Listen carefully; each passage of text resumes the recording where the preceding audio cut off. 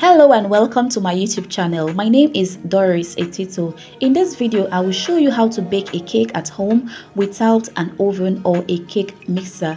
But before we begin, here are the ingredients you will need.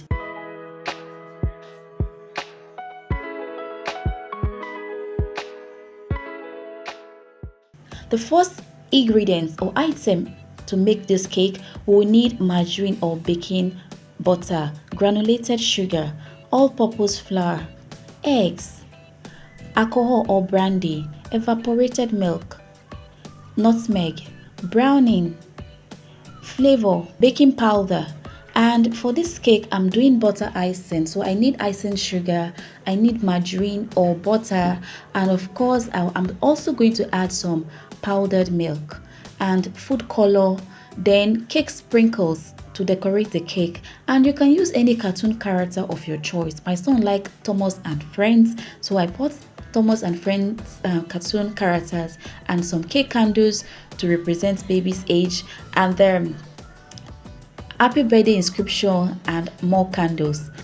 And for our tools, we will need cake pans, spatula, whisk, measuring cups, spoons, sieve. Remember, we are making this cake without a mixer, so we need bowls. To begin, I will start by first sieving the flour. That is the quantity of flour I want to use to bake the cake. I'm going to sieve all of them, and then I'm also going to sieve the baking powder.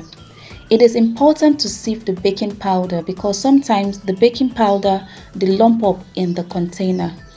And after grating the nutmeg, I'm going to throw it into the flour without sieving it at all.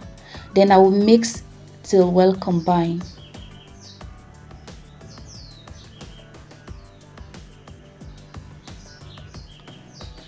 Next, I open up the margarine sachet to cream the margarine and sugar. But before then, I will prepare the baking pan. And how am I going to prepare the baking pan? I'm going to grease the baking pan with the leftover margarine stuck on the margarine sachet. I don't have more than enough margarine, so I'm just going to manage with what I have. Okay, so that's why I'm using the margarine that is stuck on the margarine sachet,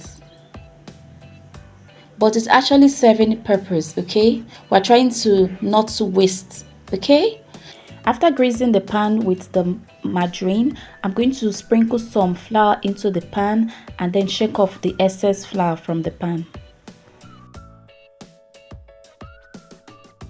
Next, I'm going to prepare the baking pot. Inside this pot is sand, and what I'm doing now, I'm putting papers to make layers, okay, to cover the sand properly.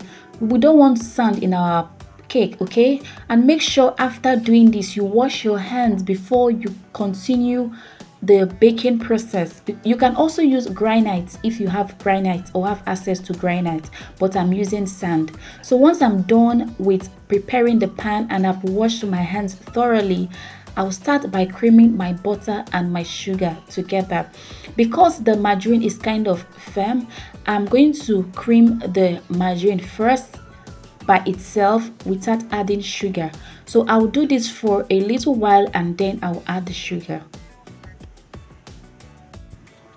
After about 5 to 10 minutes of creaming the margarine without adding the sugar, you can see that the margarine has changed color. It's now looking pale.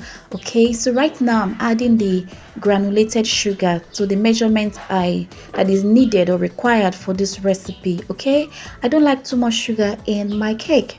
All right, but feel free to add more sugar, but I think the quantity of sugar I'm using for this recipe is adequate. Okay, so after adding the sugar, this is where the work begins. So you have to cream. You know, you need to have muscle to do this. Okay, you need to have muscles. This is also a good way of exercising. Okay, exercise your arms. All right, so what I'm doing I'm creaming and I'm trying to see if it's becoming fluffy. Okay, by fluffiness, when you raise the butter or margarine and sugar mixture together, it drops off the spatula easily, just like this. Okay, at this point, it is very very fluffy now. The butter, or the margarine rather, and the sugar, they are well combined. I've creamed it to an extent that the margarine and the sugar, it's fluffy and can come off the spatula easily. So right now I'm adding the flavor. You can go with any flavor of your choice. Me, I'm using vanilla and strawberry. I like adding coconut flavor, but I couldn't find coconut flavor, so I'm using vanilla and strawberry flavor. You can also use cinnamon if you have access to cinnamon in your cake. It gives it a good taste and flavor. So right about now I'm adding my eggs, so I'm going in with one egg at a time, and also trying to make sure that my eggs are good and nice, not bad. Okay, so it's best not to put your eggs at once. Even if you want to put it in one bowl at once, make sure you break it separately. You don't want one bad egg to spoil everything. Okay, so after about two eggs, I went in with the milk, the evaporated milk, I think about half cup of milk, and then I just give it a stir. You have to make sure that everything is properly combined. Okay, and I keep on going with the number of eggs that is required for this recipe. So after adding all the eggs, the next thing I'm going to add is the brandy. I like the taste, flavor and aroma of this brandy. Okay, so feel free to use any brandy of your choice. So after adding this, I'm going to give it a good stir or a good whisk. So I'm doing it so to ensure that everything is well combined, and then I'm going in with the flour. The flour is almost like the last ingredients to go in. Okay, what I'm doing now is called folding. I'm trying to fold in the flour into the cake batter. Okay, so I do this carefully. You have to go in with the flour a little at a time. You don't need to pour all the flour at once. If you do that, you may not be able to control the consistency of the flour to the cake batter. Okay, so you have to go in a little at a time. You have something like mixed fruit or coconut flakes, you can add it to the cake batter. My son don't like eating mixed fruit, so I didn't bother to buy or add it. Okay, but I like mixed fruit in my cake, so feel free to add whatever fillings you want in your cake. So we have exhausted all the flour that is needed for this cake, and the texture is just on point, not too thick and not runny. This is just the way your cake needs to be. Now that we are done with mixing in the flour, we are going to add the browning. Now for the browning, I'm going to add about 2 to 3 tablespoons, because I don't want this browning to be evenly spread. I want it to be like wash out or fade out in the cake, like some parts brown and some side not brown. And once I'm done, I'm going to just mix it lightly and then pour the cake into the pan.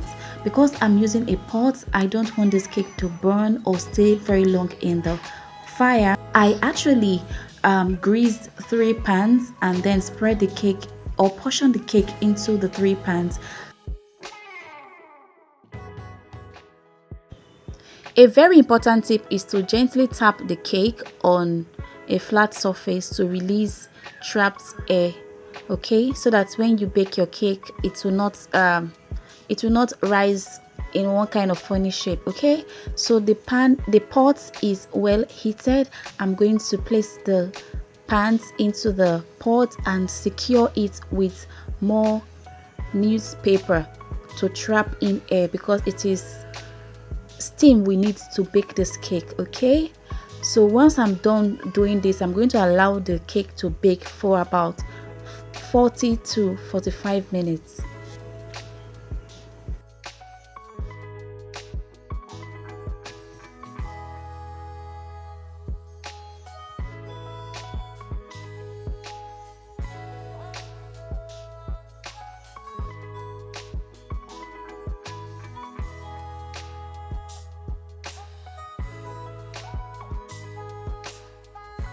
Remember to bake your cake in low heat. In fact, you can almost not see the flame in that gas cooker. Bake in low heat, okay? And after about 45 minutes, I went back to check the cake is done. And to check for doneness, a cake is ready when you insert say a toothpick and it comes out clean.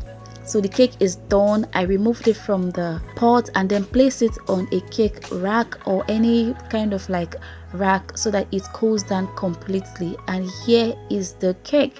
I stacked them up ready for icing. I hope you have enjoyed watching this video and you have learned something from it too. Please don't forget to like, share, leave comments, subscribe. I will see you in the next one. Goodbye.